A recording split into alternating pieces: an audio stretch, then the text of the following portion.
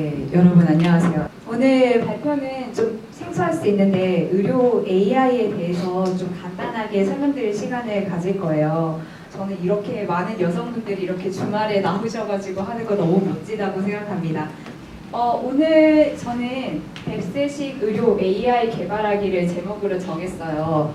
현실에서 쓰일 수 있는 의료 AI를 개발을 했으면 좋겠다라는 마음으로 이제 AI 개발을 진행을 해왔고, 그거와 관련된 저의 어떤 개인적인 감상이나 뭐 배운 점들, 그런 것들을 좀 전반적으로 공유드리고자 합니다.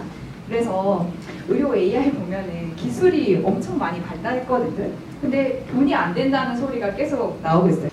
네, 일단 오늘은 저를 먼저 소개드리고, 두 번째로는 의료 AI가 어떤 현황인지 그런 걸 간단하게 말씀드리고, 세 번째는 의료 AI 개발 단계를 좀 말씀드리고자 합니다. 그 다음에 제가 말씀드린 오늘 좀 100세의 전략이 뭔지 그런 것들을 좀 말씀드리고 마지막으로 질문 받도록 하겠습니다. 시작하기 전에 오늘 강의는 저의 개인 경험을 공유하는 자리입니다. 그래서 발표자의 주관이 포함될 수 있고요. 이 점 참고 부탁드리겠습니다. 먼저 저를 소개합니다. 저는 간호사에서 AI 연구원이 된 사람인데요. 저는 지금 현재 가톨릭대학교 성의교정, 그러니까 의대예요. 여기에서 의료정보학교실이라는 곳에서 AI 연구원을 하고 있고, 모두의 연구소라는 곳에서 메디컬 AI 랩의 랩장을 맡고 있습니다. 저는 간호사 출신이기 때문에 간호학 학사를 전공을 했고, 그 다음에 좀 공부의 필요성을 느껴서 AI 빅데이터 경영학 석사를 MBA를 땄습니다. 제 메일 주소는 아래에 있고, 나중에 추후 저랑 뭔가 얘기를 하고 싶다거나 발표 내용에 대해서 좀 질문을 하고 싶다거나 하면은 이쪽 메일 주소로 연락 보내주시면 되겠습니다. 저는 처음부터 의료 AI 연구원은 아니었어요. 저는 경력이 좀 대충 이런데, 예전에 간호사로 일할 때는 국민건강보험공단 일산병원에서 이제 중환자실 소아과 근무를 했었고, 이후에 국립암센터로 이전을 해서 거기서 부인암 연구센터에서 연구간호사랑 팀장을 이제 지내게 됩니다. 이후에 피벗을 해서 저는 이제 데이터가 어떻게 모이는지가 되게 궁금해가지고 CRO라고 하는 임상시험 수탁회사가 있어요. 거기서 이제 데이터 매니지먼트 어소시에이트로 1년 반 정도 일한 다음에 또 한 번 더 피벗해서 지금 현재 카톨릭 대학교의 의료정보학교실에서 AI 연구원으로 지금 2년째 일을 하고 있습니다. 사람들이 제게 굉장히 많이 물어보는 질문입니다. 왜 의료 AI를 하기로 결심했나요? 이렇게 많이 물어보시는데, 저는 원래 간호사 때부터 현실 문제를 해결하는 데 좀 관심이 있었어요.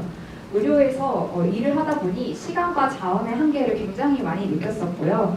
그래서 현업의 문제를 저의 지식으로 해결하길 바랬습니다. 그래서 저는 간호사 실무 지식이랑 실무 기술, 그다음에 이런 의료 데이터에 대한 이해, 그리고 규제과 뭐 이런 법률이나 이런 거에 대한 지식을 갖고 있어서 이것들이랑 데이터 핸들링 하는 거, 그리고 인공지능 지식을 합치면 뭔가 새로운 방법으로 의료의 여러 문제를 해결할 수 있지 않을까라고 생각을 했었어요. 그래서 2016년에 알파고 나오고 나서 제가 저희 병원 센터에서 제일 젊었던 교수님한테 이렇게 물어봅니다. 이제 저희도 개발자도 뽑고 인공지능 관련 연구를 해야 되지 않을까요? 라고 물어봤더니 그 교수님 말, 유수정 간호사, 내가 그걸 할 시간이 있어 보여요? 이렇게 얘기하시는 거예요. 좀 너무했죠? 근데 저는 약간 타격 없는 편이라 가지고 그래, 의사 바쁘지, 그럼 내가 하면 되겠네, 이렇게 생각을 하고 공부를 시작했어요. 그래서 뭐 어찌어찌 해가지고 저는 지금 현재 의과대학 연구실에서 의료 AI 연구원을 하고 있는데, 와보니까 리소스도 없고 사람도 없고 근데 할 거 많아. 나밖에 없잖아요. 그걸 다 내가 해야 돼요. 참 슬퍼요. 저는 근데 인공지능 삐약이었는데. 그래서 2022년까지 굉장히 이제 구르면서 어떤 능력을 쌓았냐면, 뭐 제가 생생한 실무 지식도 있고 데이터 이해도 있고 리더십이나 이런 팀장을 했으니까 그런 능력도 갖고 있었고, 데이터 분석이나 인공지능 지식은 이제 대학원에서 1차적으로 배우고 이제 일을 하면서 좀 더 심화시켜 나갔는데 부족한 거예요. 2023년에는 뭘 추가하면 좋을까라는 거를 2022년 말에 좀 고민을 많이 했어요. 근데 들어보니까 인공지능 쪽은 좀 정보 과제를 짜는 게 중요해요. 돈 버는 게 아직 많이 없어가지고요. 솔직하게 말하면. 그리고 사람도 필요하고 서버도 필요하고 데이터도 필요하고 다 돈이에요. 그래서 과제를 따자. 과제를 따자. 그래서 기획력을 좀 추가를 해보자 라는 결론에 이르게 됩니다. 그래서 노력을 열심히 했죠. 그래서 저는 이제 이런 여러 가지 경험들을 했는데 리얼월드 데이터 분석도 경험하고 의료 AI도 개발해보고 의료 AI를 주제로 커뮤니티 활동도 하고 논문 학회 발표도 하고 뭐 기획이나 이런 걸 해서 과제까지 선정돼보고 프로젝트 관리까지 해보니까 아 이제 뭔가 좀 한 세트를 해본 것 같은 거예요. 그래서 이 경험을 좀 여러분들이랑 공유하면 좋겠다 해가지고 오늘 좀 강의를 들고 와봤습니다.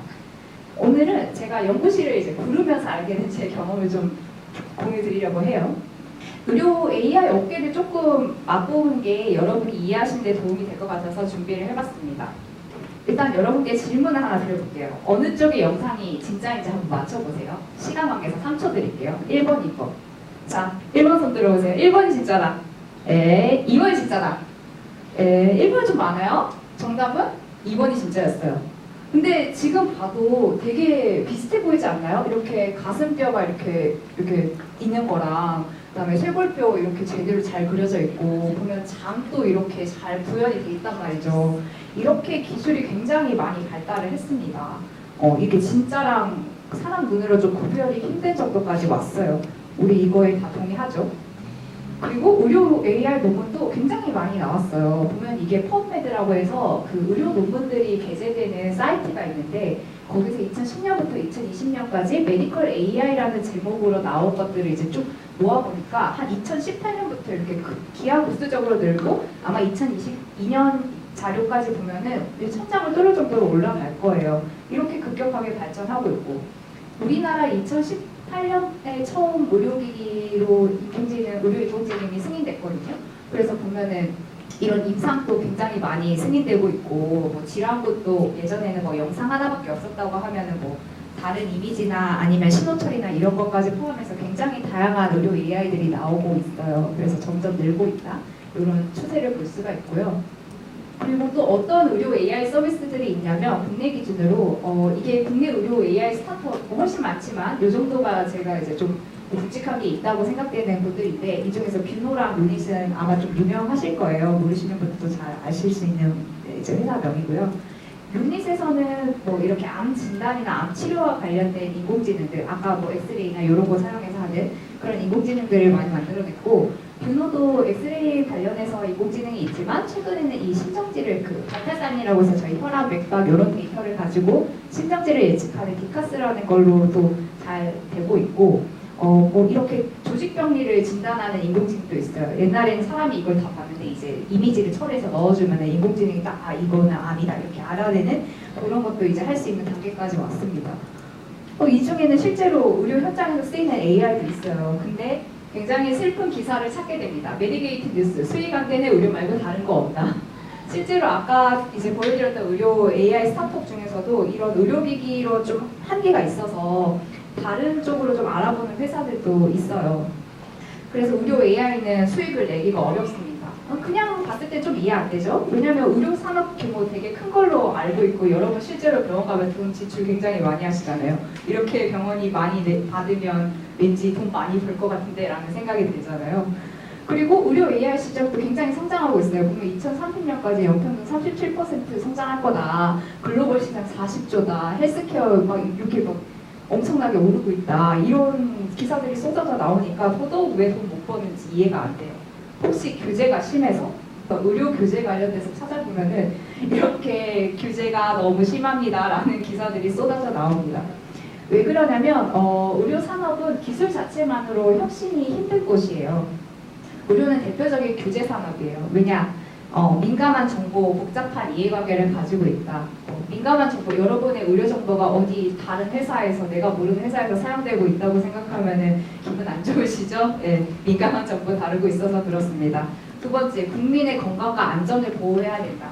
그러니까 뭐 안전하지 않은 것들을 뭐 건강기능식품이나 약물로 나왔다고 했을 때 여러분이 그거를 뭔가 처방받아서 먹었을 때 나중에 이게 문제 있었다 하면 굉장히 배신감 느끼잖아요. 국가가 그런 것들을 규제를 통해서 건강과 안전을 보호해야 되고요.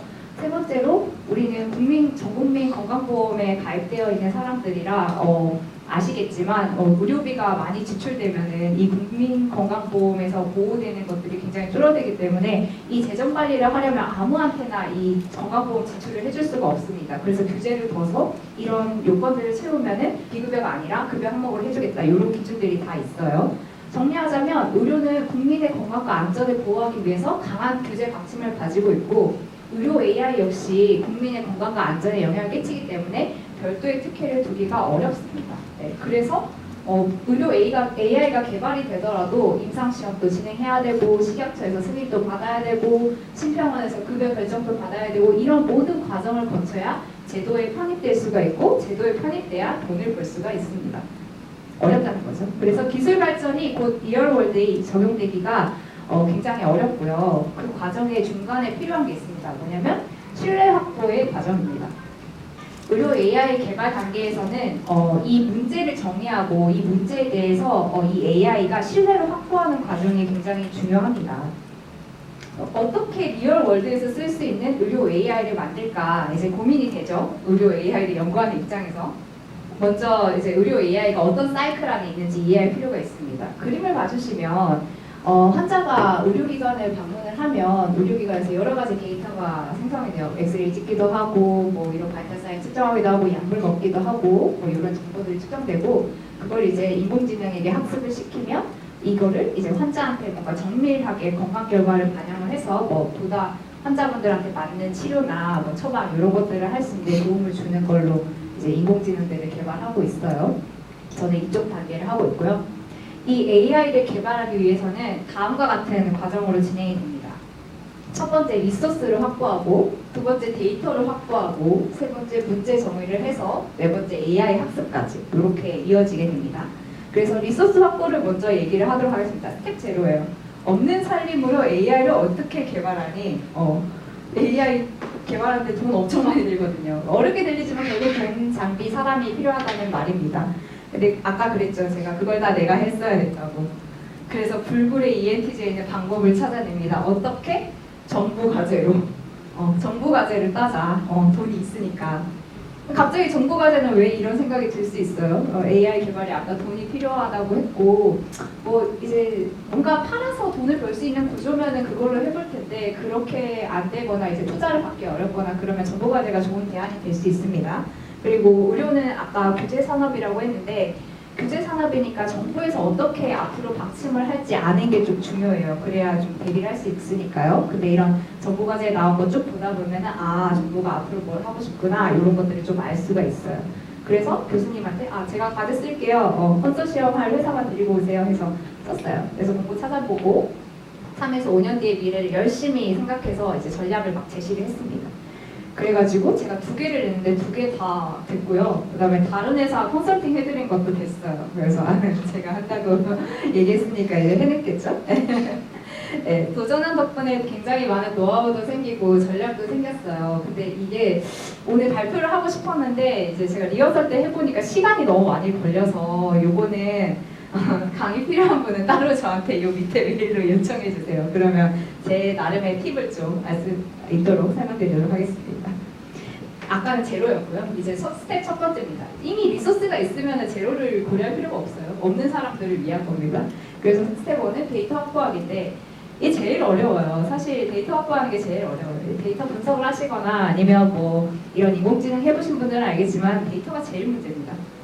데이터에 따라서 AI 개발이 달라지게 됩니다. 의료에는 이런 것들이 있어요. 뭐 EMR이라고 해서 전자의료기로 의료 영상, 엑스레이, CT, MRI 이런 거 있고 신호 데이터, 뭐 EKG, EEG 뭐 이런 파형 이렇게 나와 있는 이런 신호 데이터. 그다음에 의사 선생님, 간호사 선생님들이 열심히 쓰신 그런 텍스트 기록들 이런 것들이 있는데 그 데이터의 형태에 따라서 쓸 수 있는 알고리즘들이 좀 달라요. 그래서 뭐 딥러닝이랑 다 똑같은 거 아니고 컴퓨터 비전도 있고 뭐 신호처리 이상탄지 뭐 RNN 뭐 여러 가지 뭐 이렇게 주어거릴 만한 것들이 있습니다. 그래서 다양하게 쓸 수 있기 때문에 어떤 데이터를 수집할 수 있느냐가 굉장히 이 인공지능 학습에도 영향을 끼칩니다. 참고로 저는 작년 4월에 신청서 낸 데이터가 있는데 아직도 못 받았어요. 네, 하겠다는데 좀 협조 좀 해줬으면 좋겠어요. 네, 하지만 여기서 구랄 제가 아니죠. 방법을 찾아야죠. 어떻게? 네, 찾아보니까 이 3가지 정도의 옵션이 있었어요. 첫 번째 옵션, 오픈소스 데이터를 사용한다. 네, 크레덴셜 데이터가 되게 많아요. 이제 어떤 교육을 이수하거나 이런 내가 이렇게 믿을 수 있는 사람이다. 이런 거 해줘야 데이터 존재가 많은데 그런 데이터를 이용하거나 옵션 두 번째, CDW라고 해서 우리나라의 큰 병원들이 이런 데이터 웨어하우스들을 만들어 놨거든요. 그래서 거기다 신청서 내가지고 데이터 받는 방법.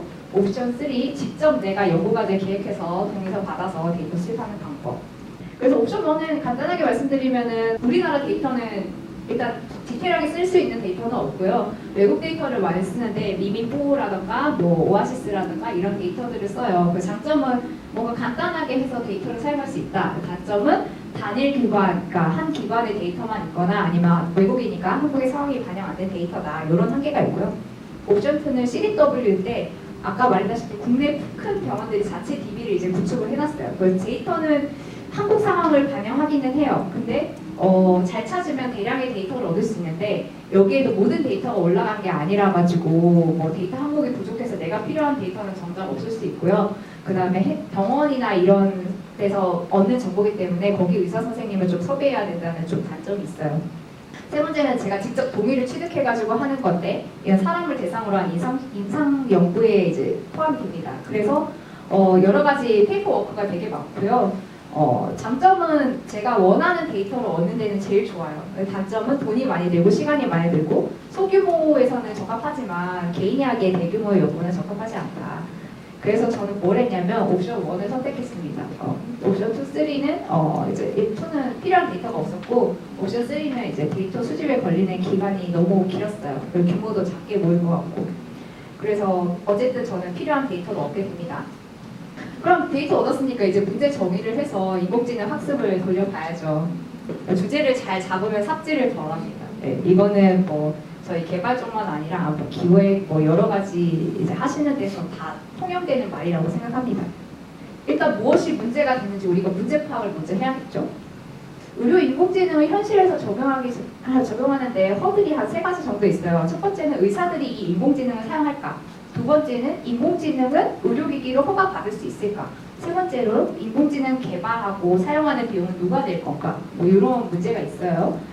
첫 번째랑 두 번째는 좀 전략적으로 접근할 수 있어요. 세 번째는 개인이 어떻게 할 수 있는 수준이 아닌 것 같아요. 그래서 의사들이 이 인공지능을 사용할까는 어떻게 보면 사용 시나리오가 확실하고 효과와 편의성을 보장하는가의 문제이고요.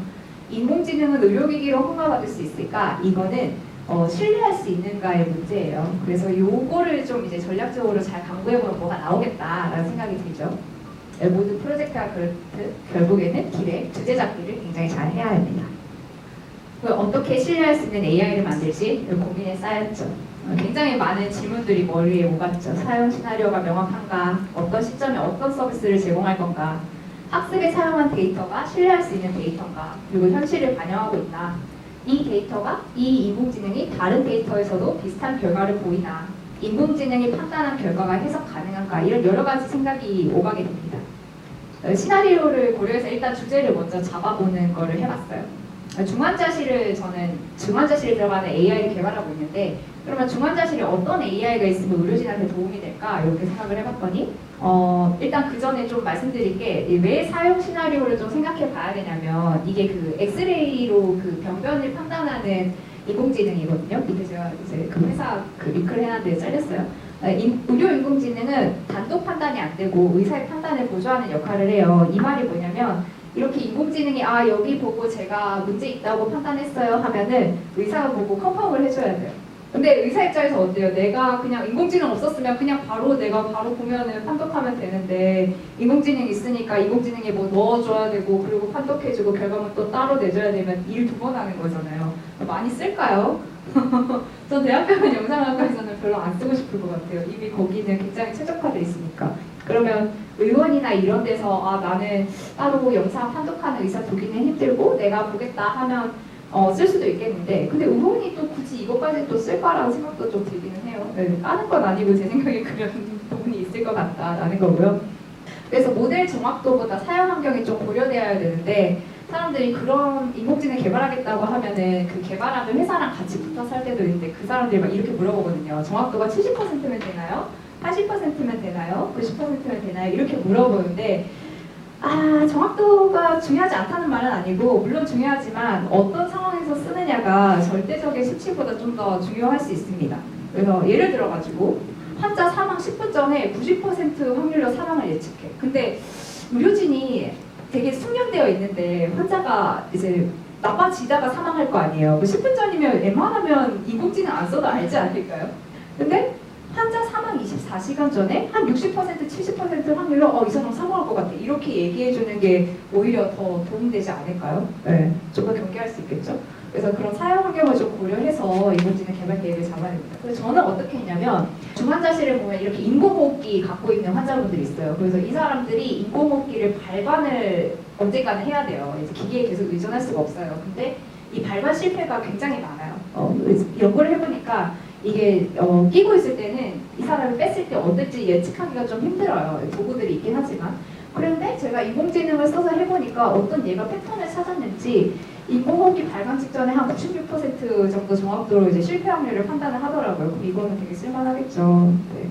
그다음에 신생아 중환자실에서 이제 신생아 폐혈증을 의사가 진단하기보다 한 6시간 빨리 예측을 하면 이 신생아 폐혈증 같은 경우에는 전신감염이어서 애들이 갑자기 샥이 날 수 있거든요. 그래서 그런 거를 미리 알람을 주면 뭔가 샥에 대해서 대비하거나 아니면 약물을 좀 먼저 쓴다거나 이런 걸 케어할 수 있는데 저희는 한 70% 이상일 때 알람을 주는 걸로 해서 맞췄어요. 이런 것도 좀 유용하게 쓸 수 있겠죠? 환자 감시 측면에서.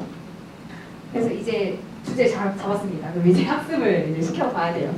이제 그때부터 데이터 추출이랑 정제의 지옥이 시작됩니다. 제가 봤을 때 인공지능 개발의 90%는 데이터고 알고리즘은 10%밖에 안 되는 것 같아요. 이 알고리즘의 논문 쓰기 포함. 신뢰할 수 있는 데이터를 이제 사용해야 된다고 했는데 저는 뭘 썼냐면 학습 데이터로는 아까 미믹3라고 해서 이게 MIT에서 만든 대규모 중환자실 데이터가 있어요. 그래서 아까 크리덴셜 데이터 오픈소스 쓴다고 했는데 제가 이걸로 썼고요. 그다음에 외부 검증이란 거를 의료는 해줘야 돼요. 왜냐면 한 개에 잘 학습됐는데 다른 데 가서 영 안 좋은 결과 내버리면 신뢰할 수 없고 쓸 수 없어요. 그래서 저는 이제 병원 데이터를 신청해가지고 검증을 하려고 했는데 4월에 신청한 거 아직 못 받은 게 이겁니다. 네, 외부 검증을 하는 이유는 이제 이래요. 병원마다 프로토콜이 달라요. 다 같지 않아요. 병원마다 검사 장비 세팅이 다릅니다. 그래서 결과값이 달라요. 여러분들 뭐 건강검진 가보면은 피검사 결과 나오는데 그거 내가 다른 병원에서 검사받은 결과지랑 좀 수치 좀 다르죠? 그래서 개발된 제품을 테스트를 했는데 A병원과 B병원의 결과 차이가 현격하면 우리가 신뢰할 수가 없을 거 아니에요. 그래서 서로 다른 데이터베이스에서 성능을 좀 비교를 해야 됩니다. 그럼 두 환경 모두에서 사용 가능하게 우리가 통일을 해줘야 되는 문제가 생기게 됩니다. 세팅이 다르니까. 그래서 저희 전략은 뭐였냐? 병원에서 공통적으로 쓰는 일반적인 변수를 가능한 한 시설로 사용해서 학습한다. 이게 무슨 차이냐면 사실 변수가 많을수록 대체적으로 성능이 좀 잘 나와요. 잘 맞춰요. 데이터 첨부할 수 있는 데이터가 많으니까. 근데 아깝긴 하지만 얻기 힘든 변수, 뭐 특정 병원에서 특정 프로토콜로 얻은 변수들은 아무리 이게 잘 판단하는 기준이라도 다른 데서 쓰기 어려우니까 그런 것들은 과감하게 버리고 그렇게 버리면 이제 성능이 원래 나온 것보다 낮겠죠? 그 낮은 성능을 어떻게 끌어올릴지 고민을 해야 돼요. 그래서 아까 그 96% 확률로 분류한다는 그것도 처음에 제가 학습을 시켰을 때는 동전 던지기 수준으로밖에 안 나왔어요. 0.54? 열심히 이제 어떻게 끌어올지 고민을 해야 돼요. 그리고 데이터 시점을 통일해야 되는데 이게 무슨 소리냐 싶을 거예요. 근데 이렇게 생각하면 쉽습니다. 여러분이 병원에 가면 혈압 재주잖아요. 근데 하루에 3번 혈압을 측정하는 A병원이 있고 하루에 한 번 측정하는 B병원이 있는데 인공지능은 3번 측정하는 걸로 학습이 돼버리면 B병원에서 못 쓰겠죠. 그러면 하루에 한 번 측정하는 B병원에 맞춰서 이제 하루 3번 측정하는 데이터를 뭐 최근값을 쓸 건지 평균을 쓸 건지 중앙값을 쓸 건지 이런 것들을 고려해 봐야 합니다. 네, 그래서 저는 이렇게 해서 뭐 기존의 연구보다 좋은 성능으로 만들었다. 이게 제 결론이고요. 작지만 여러 데이터베이스에 쉽게 학습될 수 있는 인공지능을 만들 수가 있어요. 그래서 마지막으로 빛나는 뎁스의 전략으로 한번 가보도록 하겠습니다. 소제목은 황새를 따라가게 답이 될까? 보통 우리 그런 거 많이 보죠. K-팝 이런 거. 챗GPT 개설 거라고. 실제로 제목이 있어요. 챗GPT 개설 거야. 개설 거라 챗GPT. 뭐 그렇게 써야 되는지. 한국어 맞춤 KGPT 줄 읽는다. 굉장히 식상한 제목들이에요. 왜 이렇게 기술을 쫓아오구나. 외국 기업을 다수파는 표현이 많은지 모르겠어요. 사실 똑같은 일지도 아닌데. 2021년이나 2023년 한국 AI 위상을 비교하면요. 2021년에는 미국과의 기술 격차 차이 많은데 너네 왜 쫓아가지 못하니? 이러면서 막 질책했어요. 그 한국 9위죠. 근데 2023년 되면은 한국이 지금 4위권이에요. 그리고 우리 굉장히 잘하고 있다. 이런 기사가 떴어요. 그리고 뭐 챗GPT 등장 이전에는 AI 겨울이 다시 온다. 우리는 지금 너무 힘든 시기가 올 것이다. 뭐 이런 얘기들 막 하고 있었는데 진짜 대단한 게 챗GPT가 이걸 다 깨부쉈어요. 뭐 무슨 소리야? 하고 혁신을 일으켜버렸죠. 근데 이런 챗GPT를 개발하자 좋아. 근데 우리가 미국이랑 중국이랑 덕지 싸움이 되냐고. 이거 보면은 그 모델의 사이즈예요. 모델 사이즈는 곧 돈인데 챗GPT는 정말 어마어마하게 학습한 애들이거든요. 그래서 이 싸움이 이렇게 할 수 있는 빅테크 회사도 많이 없고 한국이 뭐 한다고 해서 뭐 어떻게 얘네들이 이길지도 참 어려운 거죠. 사실은 이런 모습이겠죠. 챗GPT 개선거를 하면서 이제 쪽쪽쪽쪽 벨세가 이렇게 따라가는. 그럼 빅테크가 아닌 우리는 뭐 먹고 살아야 되나 이런 얘기 진짜 많이 오가고 있습니다. 그래서 지금 AI는 빅테크가 아닌 회사나 연구할 수 있는 시도할 수 있는 수준이 이미 넘어섰고요. 외국도 똑같아요. 외국도 짠내 나요. 이제 디프레스된 AI 아카데믹스에서 서바이벌 스테이지가 뭐가 될까 뭐 이런 게 막 아카이브에 줄줄줄줄 블로그 글처럼 올라오고 그래요. 그래서 어떡해요. 우리 방법을 찾아야지. 사실은 GPT 같은 생성 모델은 의료기기로 승인받기 좀 어렵습니다. 왜냐면 아까 신뢰가 되게 중요하다고 했거든요. 근데 챗GPT는 할루시네이션 문제가 있거든요. 그래서 좀 어렵고요. 또 의료계가 주구장창 얘기하는 것 중에 하나가 AI 판단 과정이 설명 가능해야 이걸 참고해서 우리가 진단할 수 있다 이렇게 얘기하기 때문에 GPT는 설명 가능하지 않습니다. 그래서 어떻게 잘 정의해서 해결을 할 건가 활용 시나리오를 잘 생각해서 개발하는 게 보다 중요한 문제가 될 수 있어요. 그래서 저는 아까 중환자실 같은 경우에는 16개의 배리업을 598개의 데이터로 머신러닝을 학습했는데 이번에 IEEE에 이제 게재가 됐고요. 그 다음에 신생아 중환자실에서 뭐 이제 하는 그 인공지능 같은 경우에는 5개의 베리어블로 120명의 환자한테서 얻은 데이터로 LSTM 학습을 해가지고 지금 논문 작성이랑 제품화를 진행하고 있어요. 그래서 하고 싶은 말은 작지만 유용하게 쓸 수 있는 웹스 AI가 우리의 전략이 될 수 있다. 이 얘기를 하고 싶었고요. 여러분 짱 멋진 웹스 하도록 하십시오. 황새를 따라갈 필요 없습니다. 웹스만의 전략을 가지고 하다 보면은 좋은 결과가 있을 겁니다. 마지막으로 Q&A 및 깨알 홍보하겠습니다. 네, 제 SNS 있고요. 저 모드 연구소 플립스쿨로 밀림책 설치하기 클럽이라는 걸 하고 있는데 여기서 이제 데이터 분석이나 아니면 뭐 인공지능 이런 공부들 책으로 같이 공부하고 있어요. 그래서 저는 한 2, 3개월마다 열고 있으니까 관심 있는 분들은 참여해 주시면 좋을 것 같습니다. 네, 이상입니다. 안녕하세요. 주로 과제를 하고 데이터를 확보를 하고 문제를 정의하는 이제 그런 프로세스를 말씀드렸던 거는 혹시 아시나요? 이제 정보과제는 리소스 확보의 하나로 그냥 말씀드렸던 거고요. 제 경험이라서. 근데 이번에 제가 연구했던 거는 정보과제 후에 한 건 아니고 별도의 겁니다. 연속된 건 아니고. 네, 질문하셔도 될 것 같습니다. 그래도 먼저 문제를 정의하시고 이제 과제를 작성하시는 건지 아니면 뭔가 그런 프로세스가 헷갈리더라고요. 네, 그럴 수 있죠. 네. 정보과제 같은 경우에는 이미 정보과제에서 문제를 제기를 하거든요. 이런 걸 해결해 달라고. 그래서 근데 그게 되게 큰 경우가 많아요. 그러니까 예를 들어서 중환자실에 필요한 AI 개발이죠. 제가 참여한 정보과제는 그거였어요. 중환자실에서 쓸 수 있는 AI 개발을 3개를 해라. 뭐 이런 거였을 때 저는 이제 그러면 뭘로 개발해야 되지? 중환자실은 뭐가 필요하지? 그래서 이런 발반할 때 에러가 많으니까 그거랑 신생아들 미리 좀 알면 좋겠다. 아기들을 표현 못하니까. 그래서 그런 AI를 개발해야겠다는 세부 주제를 제가 잡은 거죠. 네. 그러면 대답이 됐을까요? 예를 들어서 암을 얼마나 예쁘게 할수 있냐는 그런 건데 사실 이제 중환자실이라는 카테고리가 이미 정해져 있었기 때문에 중환자실 데이터를 확보할 수 있는지가 되게 중요하고 내가 갖고 있는 데이터에서 어떤 주제를 할지도 사실은 좀 연관되어 있기는 해요. 근데 우선순위를 좀 더 따진다면은 데이터가 아예 내가 중환자실 데이터가 아예 없으면은 그걸 시도도 다 못하니까 그런 개념으로 좀 생각하면 되지 않을까 싶습니다. 네, 감사합니다.